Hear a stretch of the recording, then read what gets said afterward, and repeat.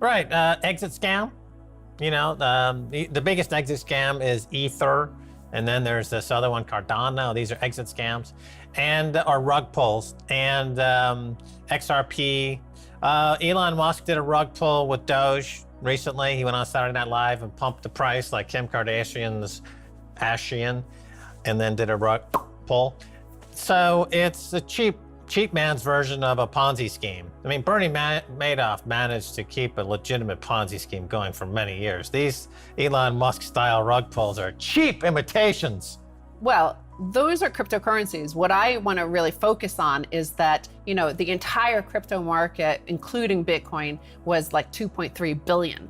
The entire US dollar market, in terms of all the derivatives, all the credit, all the debt, all the cash, is quadrillions. So here they're doing a rug pull. They're abandoning the project called the US dollar as a reserve currency, as the grid of the global internet, of the global economy. So you're seeing that. You're seeing them. That's why you're seeing them talking about the Great Reset. That's why you see them talking about a new Bretton Woods. That's why you see them printing like this. That's why you see Joe Biden putting forth a $6 trillion budget. This is a rug pull. They're pulling the rug. Bitcoin fixes this. This is what we've been saying for 10 years. Right. The US dollar is the ultimate rug pull. Look, anytime you move off the gold standard, you're talking about a Ponzi scheme by definition, because you've got to keep printing to keep the base of the Ponzi going and to pay off the early investors with printing more money. And that's the ultimate Ponzi scheme is the US dollar, and the ultimate rug pull or trapdoor or exit scam is the US dollar. And a lot of people know it, and they're positioning themselves ahead of it. Bitcoin does fix this, because it brings back the equivalent of a gold standard, but it's much better than a gold standard. And the results will be quite dramatic. And this is all building up toward maybe July 4th. We'll see some epic kind of collapse in the dollar, which would be very kind of a big pageant, wouldn't it? It'd be great. It'd be the fireworks, American flag, and a US dollar rug pull. That could be fantastic. Rug pulled on the 4th of July. Yes, that could be happening. And you know what? You know why I think Bitcoin forced their hand to do the exit scam now on the 50th birthday of the US dollar as an all fiat reserve standard? We're going to harken back. We're going to look back at a quote from Friedrich Hayek. Now, Friedrich Hayek was around during the last transition from an empire, the last Thucydides trap we saw, and the last collapse of a reserve currency, which was the British pound at the time, and wrote The Road to Serfdom. But he said something interesting back in 1984, and this is a quote from a Reddit thread of Bitcoin. "I don't believe we shall ever have a good money again before we take the thing out of the hands of government. That is, we can't take it violently out of the hands of government. All we can do is by some sly roundabout way introduce something that they can't stop." So I'm going to then, from there, Hayek in 1984, turn to what Jason Furman recently was quoted as saying. Now, Jason Furman was an economic advisor to Barack Obama. And at that time, of course, Max and Stacy were also first starting here on Keiser Report in 2009 during the financial crisis. And they missed the opportunity, as we said, to kill Bitcoin at that time. Jason Furman, "I wish we had smothered this," meaning Bitcoin, "a decade ago before it grew into a $2 trillion monster. Digital currencies are all cons and no pros. Environment, crime, taking advantage of unaware investors. If they had any use at all, we could debate it, but they don't have any use at all." Right. So the Hayek quote, very famous quote, and Bitcoin does satisfy what he talks about in that quote, and that the only way you could separate the state from money is through some sly kind of mirage or something that went unnoticed. And that's exactly what happened with Bitcoins. And now we've got a separation of state of money. The second quote refers to the fact that at the first few months of Bitcoin's birth, there would have been a moment of time maybe where the state could have done something to stop it. But it never did. And now it's hit escape velocity.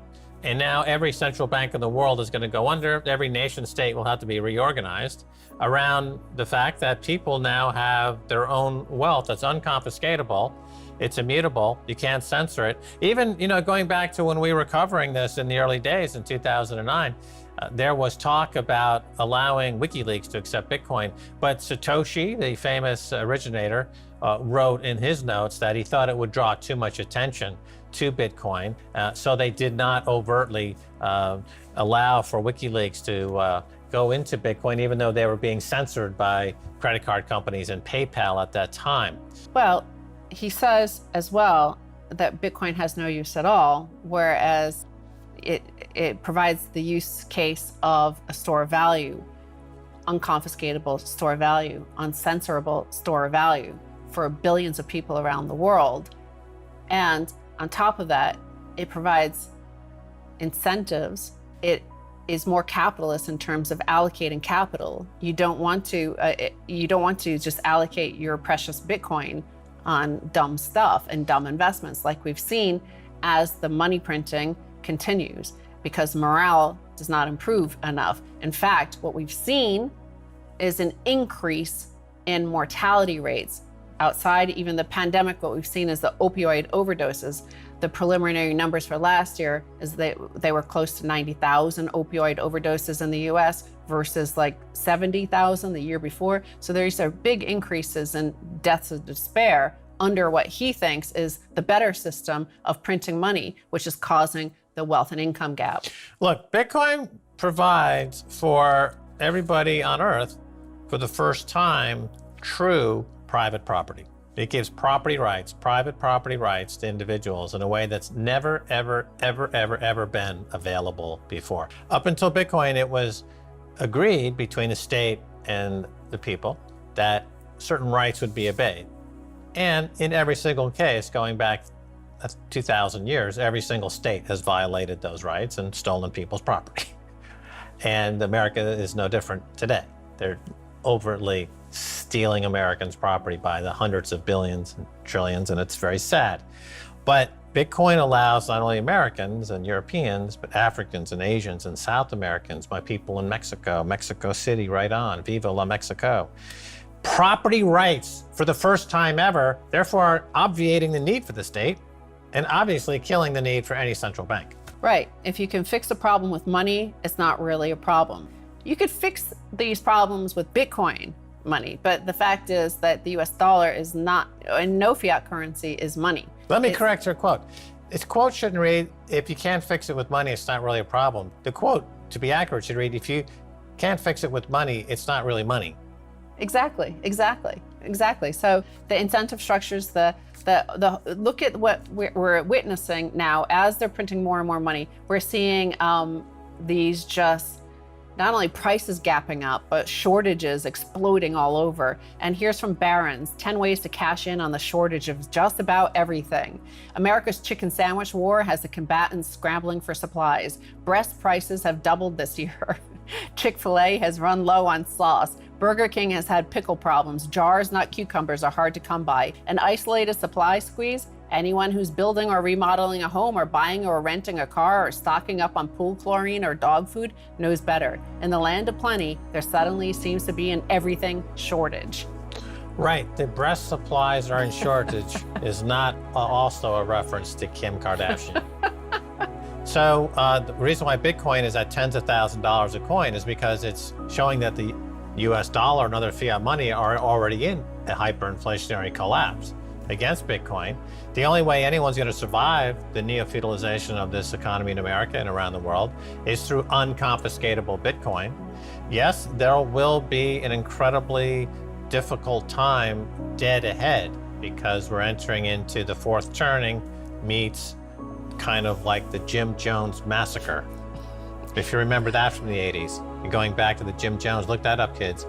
The Jim Jones massacre, where we come up with the expression, oh, I'm drinking the Kool-Aid. Do a little research on where that comes from. So you've got Jim Jones meets the fourth turning, meets Jamie Dimon, meets Goldman Sachs. You put that all together, give it a shake, and that's what they're asking us to drink.